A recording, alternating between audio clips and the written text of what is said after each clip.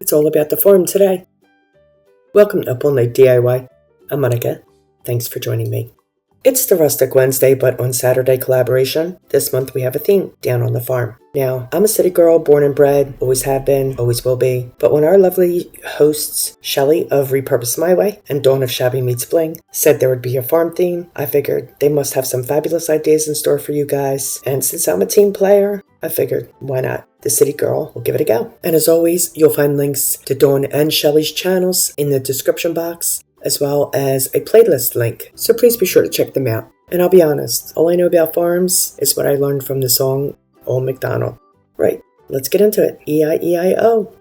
I figure my safest bet was for me to make some signs, so I grabbed myself some scrap wood, and I have a couple of pieces that are approximately the same size, and I also picked up a couple of items from the Dollar Tree for these projects. First thing I'm going to do is trace out the size of my wood plank on my sketch pad, and I'll get to work sketching my characters. We're going to need a rooster, so here's Old Mac, short for McDonald. I'm drawing in hyperspeed. Wish I could draw that fast, that'd be great.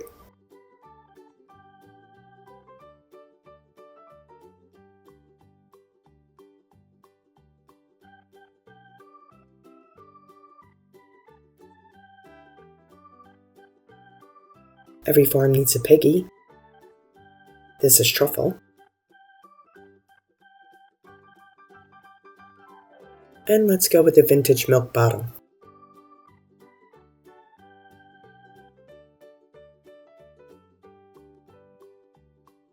I've transferred my sketches onto wood, so we're down here in my dungeon workshop, and we're going to get these cut out. So I'm going to start with my milk bottle since that's the smallest piece, and we'll head over here to my scroll saw and get cutting. I do want to mention that I have protective eyewear on. That's important. All I'm going to do is follow the line that I traced onto the wood with the blade. That's simple. I'll let this saw blade do its thing. I don't force the wood. I just gently push.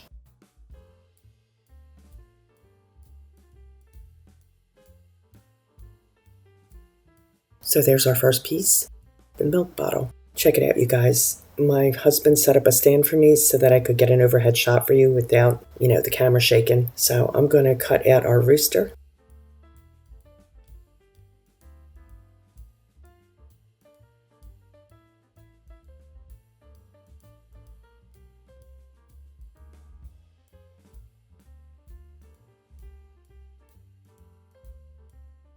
So that's the main shape, and we're going to come back in and knock out some of those details.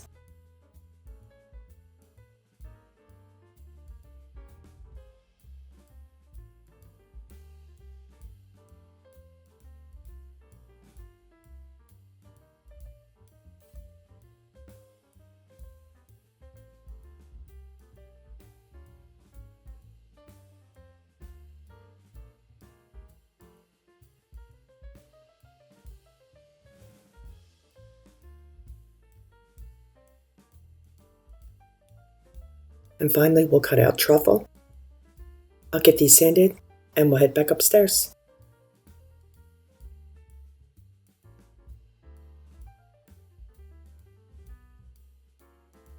We're going to start with Mac the Rooster here, and I did grab a piece of scrap wood to use as his base.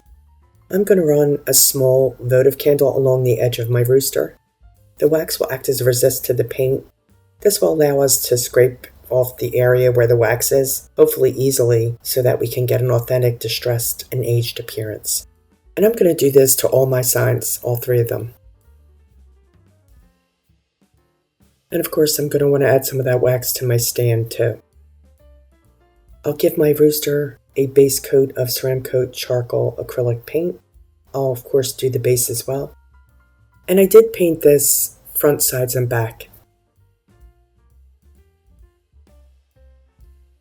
Pulled out one of my favorite stencils. This is a tattered, raggedy-edged harlequin pattern. Place this over top of my rooster, and with a sponge dauber, I'm going to pounce over top with some Ceramcoat Sand Dune. It's like a grayish color.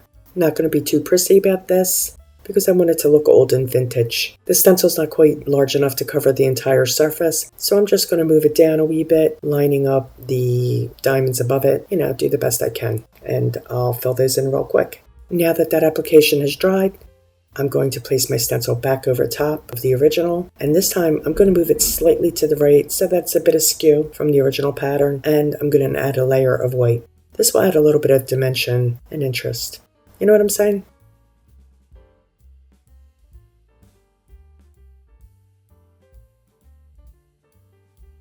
Old Mac's head will get a quick loose coat of white. I want some of that charcoal paint to peek through, so I don't mind if the coverage is not full. That's actually what I'm looking to do.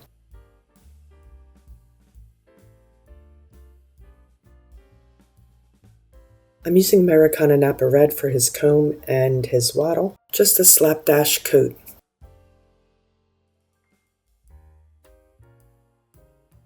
His beak and his legs will get an application of Golden Sunset. This is also an Americana color. I'm keeping all the paint layers nice and loose.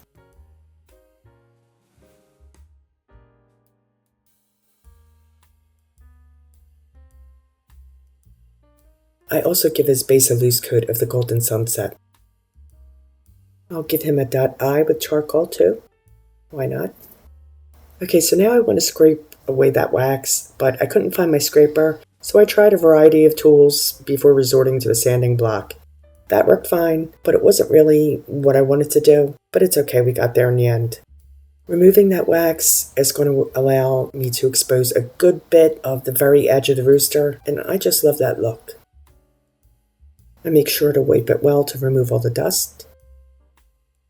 He's going to need some stain, so what I'm going to do is mix up some of my own using JoSonja Gel Retarder Medium and Americana Honey Brown. The Retarder Medium basically extends the open or drying time to the paint, and it really works well to blend your own stains. So I'm going to make a puddle of the paint next to a puddle of the gel, and I'm just going to blend them together on my brush. I'm going to apply a healthy coat and wipe it back until I get the desired finish.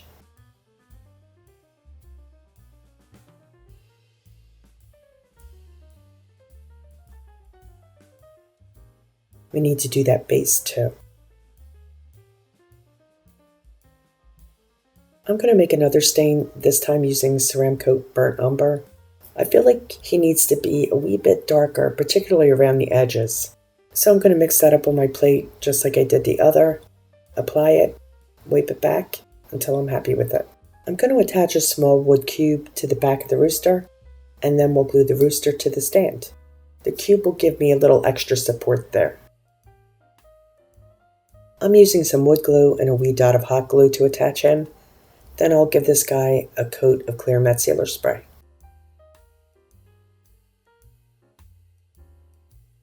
I grabbed some fabric scraps and an old washer. I'm going to thread the scraps through the washer, place them around his neck, and pull the washer tight to give him a bandana. And that's it for this guy. Mac is done. That's a city chicken if ever I saw one. Onto our milk bottle. Once again, I'm going to cover the edges with some of that wax. And I did go on a hunt around the house. I still couldn't find my scraper, but I have this other metal piece that worked really well, so we're going to use that. We're also going to give this a coat of charcoal, front, back, and sides. And then just on the front, I'm going to give it 2 very loose coats of white. Using a liner brush, I'll add some outlines around the bottle with my charcoal paint.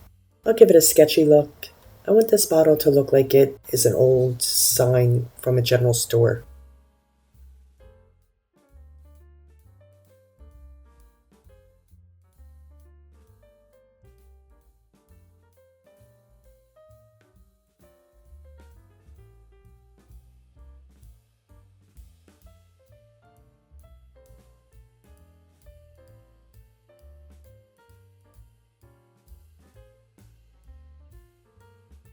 Right, so here's that metal piece I was telling you about. I'm going to use this to scrape the wax off around the edges. This thing worked great. I've had it in my stash for years. I have no idea what its actual purpose is, but I just use it for decor, basically. Came in handy here, though.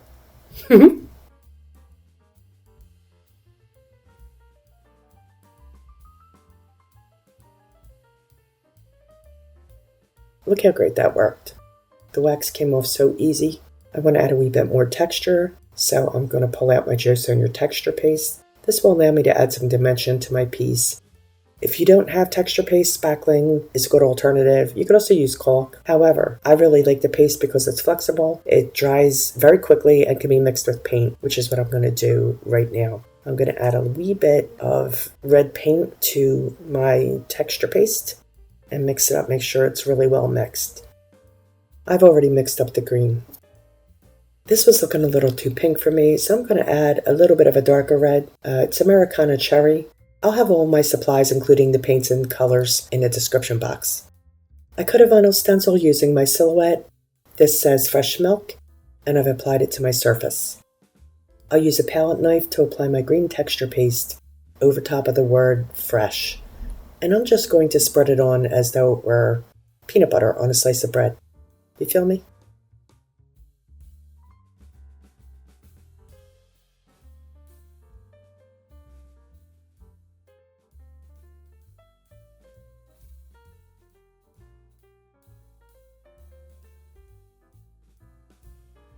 That looks a little too perfect, so I'm going to come over top of it and do another layer. I want this to be a little on the thicker side and kind of distorted somewhat to give it that aged look. I'll come in and apply my red texture paste to the word milk. I'm going to let this sit for a couple of minutes before removing the vinyl. I want there to be a little bit of a crust on the top of it.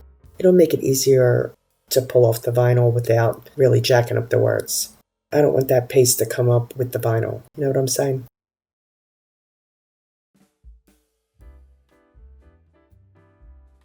Here we go. Looking pretty good so far. I'll come in with my picker tool and remove the little bits of vinyl that stayed behind when I pulled up the stencil.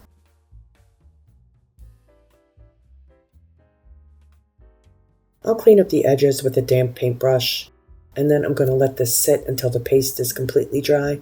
So I'd say about 20 minutes to half an hour. Now that it's completely dry, I'm going to give it a coat of that honey brown stain I made up earlier.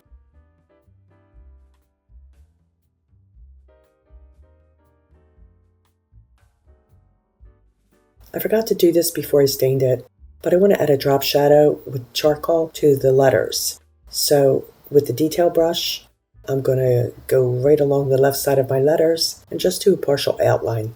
I think adding a drop shadow always takes it up a notch. Looks a little more professional.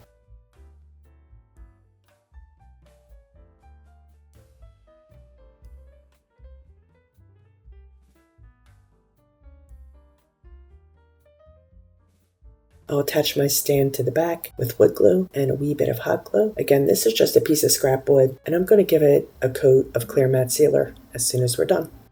I'll embellish this with some linen ribbon and a clay tag that says Dairy Fresh. Yeah, I love the way this turned out. DIY 3, Old MacDonald had a pig. Truffles. We're going to hit those edges with some wax, and then he's going to get a loose coat of white. I apply my vinyl stencil. I'm going to do a reverse stencil here. So once my vinyl is in place, this will get a top coat of Ceramcoat charcoal, front, sides, and back. I want this guy to have a chalkboard finish, just like my planner / toolbox from last week. If you haven't seen that video, I'll link it below. So I'm going to do some crosshatch strokes across the surface, first with Ceramcoat Hippo Gray, and when I'm happy with that, I'll come back and do some cross-hatching with some rain gray.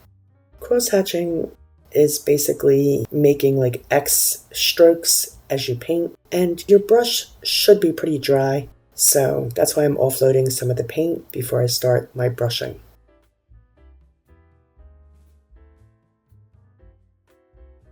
This is always my favorite part, revealing the words. Very exciting. So, as you can see, this is a faux advertisement for the finest black truffle oil. That's why this guy's called Truffle. Yeah, I felt like this needed something else. So I'm going to paint on some laurel leaves around him. I'm going to do the main vines with my script here, my script brush, just real quick. This is a small round brush. I'm just going to do one stroke leaves.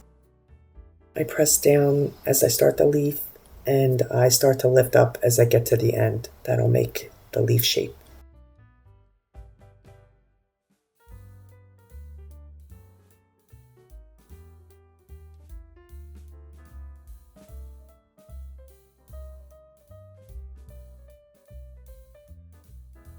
Yeah, and I'm going to do some dip dot berries too, just for kicks. We're going to pull out that metal thingy and start scraping.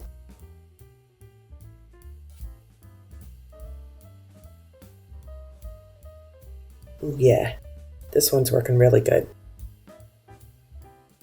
Scraping it raised some of the nap in the wood, so I'm going to come in and lightly sand it with a sanding block, just to knock down that nap. Make sure I wipe him clean, and he's going to get stained with both the honey brown and the burnt umber stains as well.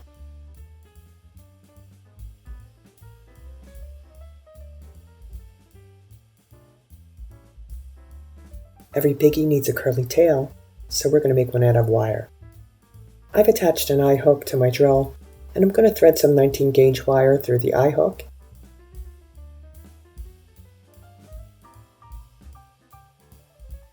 I'll pull both ends up together and hold those with a pair of needle nose pliers. Then I will slowly press the button on my drill, and this will twist the wire for us.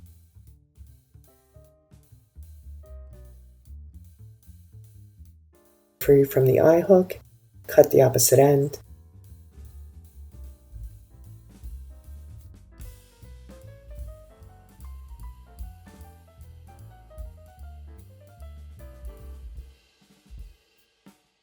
And I'm going to twist it around a paintbrush handle to give it the curl. I drill a hole in his bum where I will attach his tail in a moment with some E6000. But first, I'm going to attach his stands. These again are just pieces of scrap wood. I'm going to use a little bit of wood glue, a little bit of hot glue, and attach them to the back of his legs.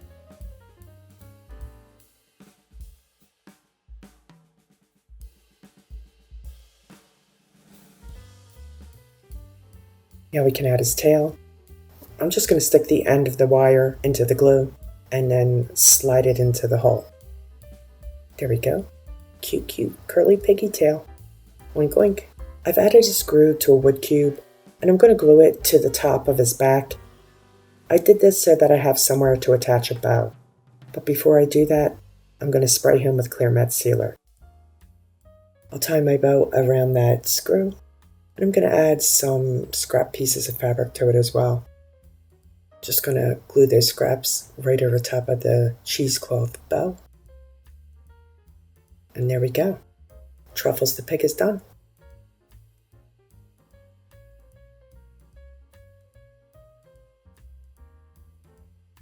Yep, Truffles is pretty cute. For my final project, we'll be using some Dollar Tree items to create a hen house. I have here a couple of those standard Dollar Tree wood boxes with the star cutouts on the side, and I grabbed a pack of wood slats. We'll need one full size, that's going to be the roof, and then I cut the others down so that they'll fit into the box as dividers. I also cut some triangular pieces from scrap wood that I'm going to use to attach the roof to the hen house. I'll give all these wood pieces 2 coats of Ceramcoat white paint.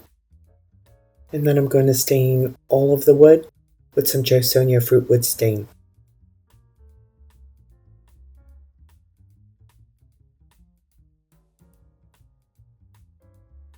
You may know that I have a thing for random numbers and letters, so I created in Photoshop a sign that says eggs for sale, and then I printed out some of those random numbers. And some of these are vintage grocery tags too.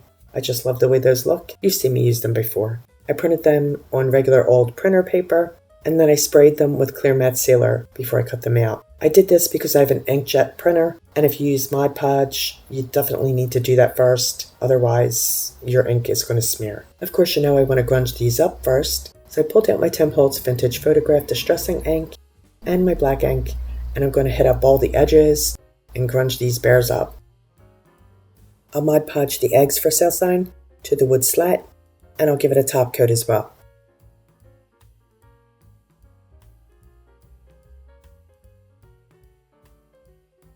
I'll add a portion of this vintage bingo card to the inside of both boxes.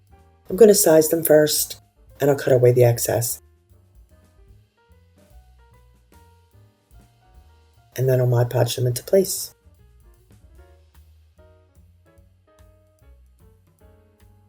When I was painting the boxes, I left one of the long side on each box unpainted.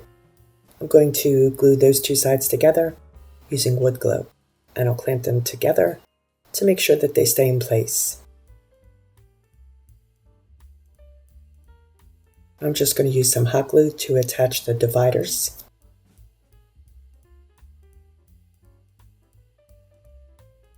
I decided that the roof should have more green, so I'm adding a slapdash coat of Americana yellow. I also decided to paint the rest of it yellow. It was too bland for me, but you'll see it when it's finished.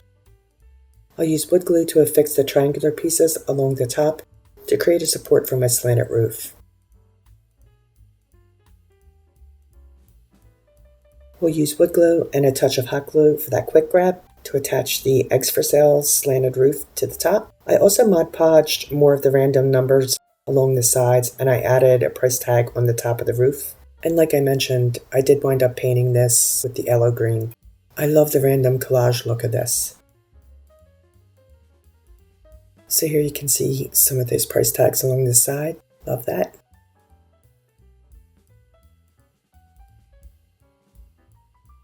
And here it is with some eggs. Cute. Let's take a final look at today's projects. Here's Mac, the city rooster. And our vintage milk bottle. I love this one. And good old truffles. And finally, our hen house. I want to thank Dawn and Shelly for hosting. Please be sure to check out their channels. They're fabulous. I'm sure you know that. And check out the playlist for more inspiration and fantastic projects. Lots of great creators. Please like, share, comment, and subscribe, and all that good stuff.